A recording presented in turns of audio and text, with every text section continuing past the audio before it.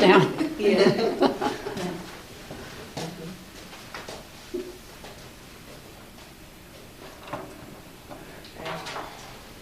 So, Yay! Just the three of us. yeah, people might be late in the traffic. Yeah, there was an accident on Poplar Pike and Katy. Uh-huh. Right in that area. Yeah, There was just a lot of people slowing down to look. Yeah. Than anything. yeah, Amanda's not feeling well, so she's not coming. okay, thanks. All right, so let's start with just a centering practice. Put everything down, comfortable, close the eyes, feel the feet firmly grounded to the floor. Just take a moment to settle into the chair. Feel your seat, your back against the firm chair. Starting at the top of your head, relax the brow, soften your eyes.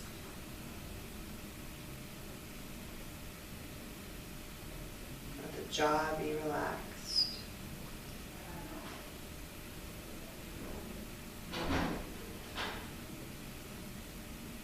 Let the shoulders fall back and down.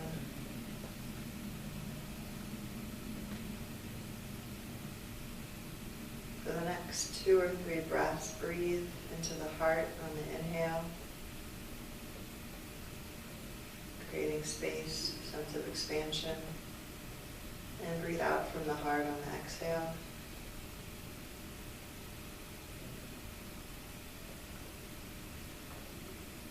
Breathing into the heart, filling it up, making room,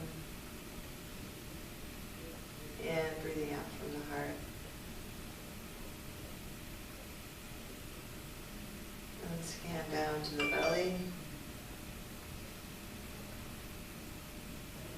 Notice if you're clenching or if the belly's tight, if you're holding in any way. And see if you can just let that holding, that tension, that clenching go. Letting the belly be soft, at ease.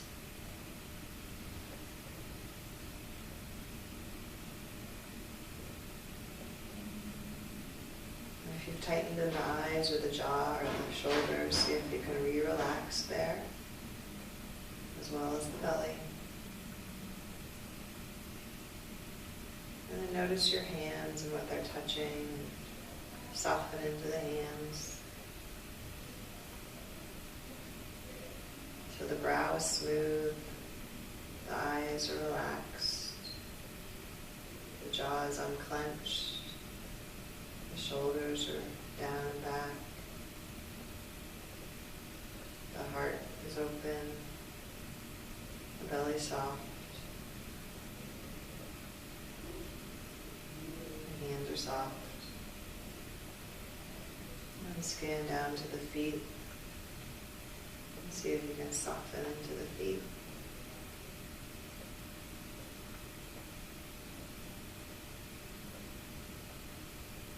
Get a sense of your whole self sitting here from the top of your head down through to your toes and out your fingertips. See how much of yourself you can feel into in this moment. How much attention can be in the body, dropping from the mind into the body.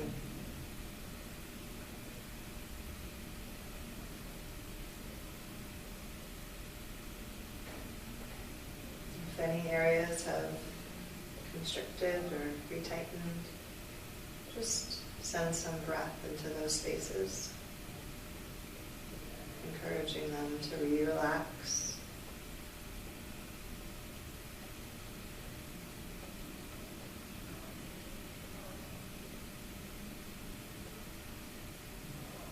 Notice the sounds around you.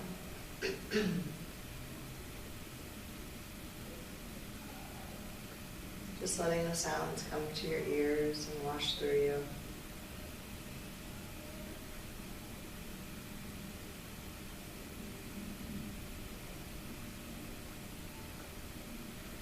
seeing sound not as a distraction, but as a way to orient yourself right here.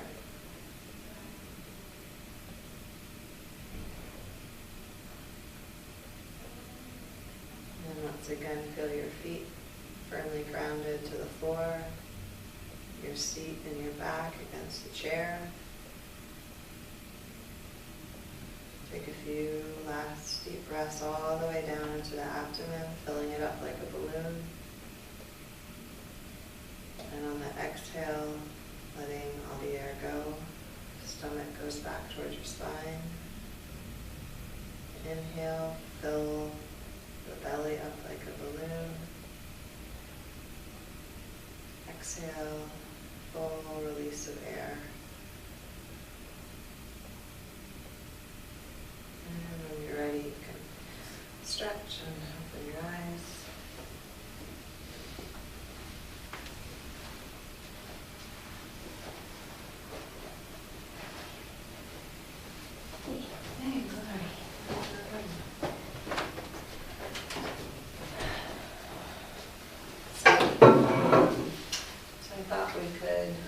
I didn't see you guys for a few weeks, so I'm wondering how that's gone in terms of not having. Yeah. In terms of not having this group last week, how have things been going? What have you come up against, if anything, or have questions about? Should I go sit over there? Should I go sit over there? No, you're fine, you're fine. It's good at it. My neck needs movement. Okay. I'll go. It was, yeah, it was just a little chaotic because just being home with kids all day long, I just totally forget that I have to do lunch and that, you get breakfast cleaned up and then they're hungry for a snack. And it's just, I forget how long ago they were like that when they were little. Like, it's just that constantness, and then it's the, they're busy and doing their stuff, and I was just appreciating some of that chaos and the noise and having them all home, and it just, I don't know, it was just neat to have like a brief little that's all I needed, just to go back, because I'm always thinking, I'm like, oh, I wish I could just go back for 3 days to when they were little, 6, 4, and 1, because I miss those days, not necessarily the day-to-day part of it, but just those ages, the things they say and how they sounded.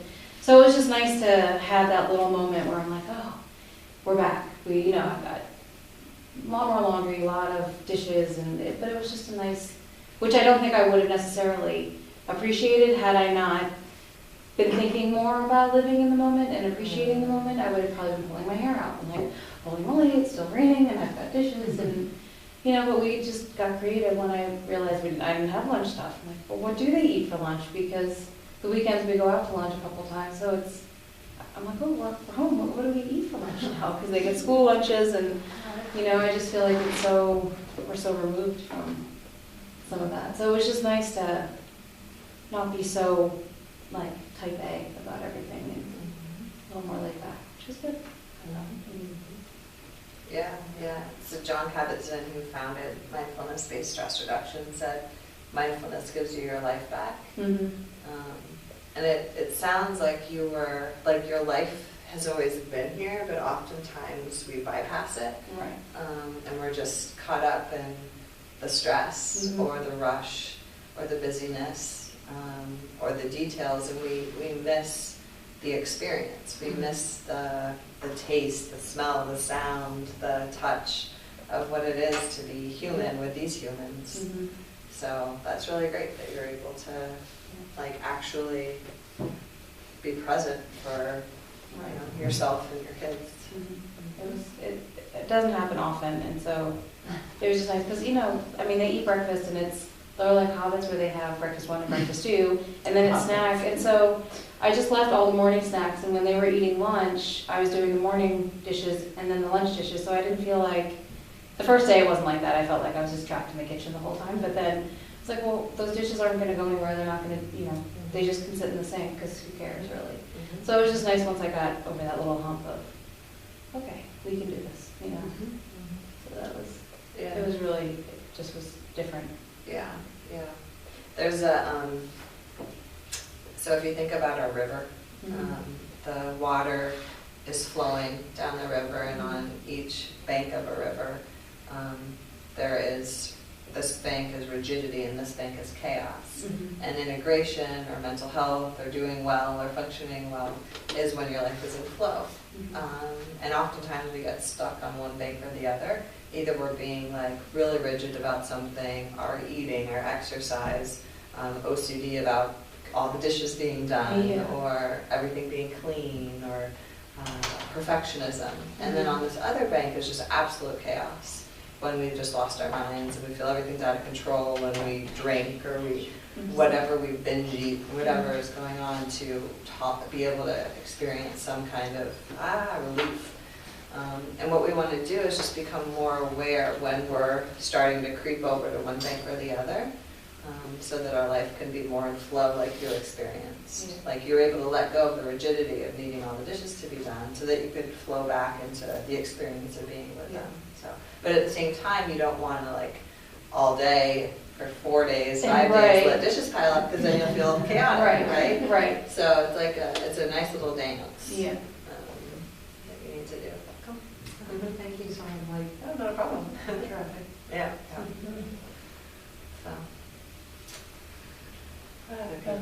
We were sick, both of us. I got the stomach virus right about the time Gracie got the flu. And she had the flu. She complained of being achy before school was out, and I let her, and then I didn't believe she was sick, but I let her stay home, and then she ended up like, we didn't catch the flu in time to get the Tamiflu, so she was high fever for about 5 or 6 days. So that was our spring break, and so it wasn't easy to practice mindfulness. I kind of, other than the fact that in the past I would have pushed myself to, probably pushed her into my mom's arms faster than I did, because I felt like I had to get to work, because if I didn't make it to work on time, then that was it. And even though Mom kept her for some of those days, I would wait until the morning until I could get her fever broke. And if that meant I didn't get in until 10, I didn't get in until 10. And even by the time Friday hit, I just decided, I can't remember a time when I actually stayed at home because she was sick. And I stayed at home because I was tired because she was up so much during the night and all that kind of stuff. And then I was just like, look, I don't need to force myself to go into work. Work can wait on me. And so it was I didn't do any meditations because we were feeling so rotten, and I was just and I got started back when I started feeling better, and I've tried to keep it every day since then. But I guess just that little shift of the fact that I was, not so pushing myself to get to work or afraid that, of what they were going to do. And I was like, my daughter has a high fever, and I'm not going to leave her. Well, I'm not just going to drive her to my mom's with this high fever. So, it was a step forward. Yeah, I think it takes a lot of compassion and awareness to recognize when we're being crazy, by pushing ourselves past a point that's wise. And so many people are doing that. They're just not noticing these subtle signs that turn into big signs. And they'll have a heart attack and they'll be like, no, I don't know. It's like, well, I met with someone the other day, and she went to work while she was having a heart attack to let them know, and I was like, oh my God. Wow. Anyway, we have some work to do. But, I think it's really important to recognize that self-care piece isn't optional, which is hard. But the work, at least, a lot of corporate environments, they talk outside of their mouth. They want you to stay home and take care of your kids, or if you're contagious, don't come in. But then they really don't, because they're like, but then where's all that stuff? And I'm like, but I was homesick, so there. you know, I mean, so this week coming back has been challenging because so I'm doing more meditation this week because I'm like, you know, I'm noticing how I can get caught up in that, and I do still get caught up in that, and then I stop. The other day I stopped, and at the end of the day, I just sat in the car, you know, and for 20 minutes and did different guided meditations to say, okay, look, this was crazy what they're doing to me, and they're not going to take this home with me. So, you know, I mean, I didn't do that every day this week, and I mean, I still got caught up in it, but I guess it's about, you know, doing it some is a step forward. Yeah, and lightening up on yourself. Like, don't take your, I write a blog post every night, and last night I kind of wrote one about my tennis career and how I took all my OCD, anxiety, and perfectionism that I had in my tennis career into my academic career. And then you would take that into your mindfulness, you know, so you have to learn a new way of relating to what you're engaging in, and don't try to be anxious, obsessive, and perfect with mindfulness either. Yeah, that's a good thing to say, because I got one, there's an app called Calm, which I really like their guided meditations, but they track how many days consecutively you meditate and how many times you meditate, and how many minutes and how many sessions and all that kind of stuff. And while I see the value in it, because I know that to change a habit, you have to do it for, like they say, 28 days or something like that. So I want to be able to see my progress on how many days consecutive, but I also need to not judge myself for missing 4 days because Grace and I were sick. You know, and then I just started back over instead of, like, you know, trying to, I just kind of like, but also was mindful to, you know, not judge myself on what these apps are like recording for me, or that they're just helping me, you know. I mean, so it's real interesting that you said that, because it's real easy to think you're changing a habit, but you just transfer a very similar habit into another, even if it's healthier, another fashion. Anybody else want to share? Any questions? No? I'm maybe done like 3 times a week. I think that's what I've done for the last 2 weeks. I can't get there. Yeah. I mean, it's not that I don't want to. I just, you know, get up at 5 and we just go. And most of the time I end up reading to Harper, and she's like, "Mommy, is that the end of the story?" And I'm like, nope, I'll finish, because I'm exhausted, and so somewhere in there I just forget. Yeah, I think the best thing for that, when you're noticing yourself really tired and not having the time for the formal practice, is just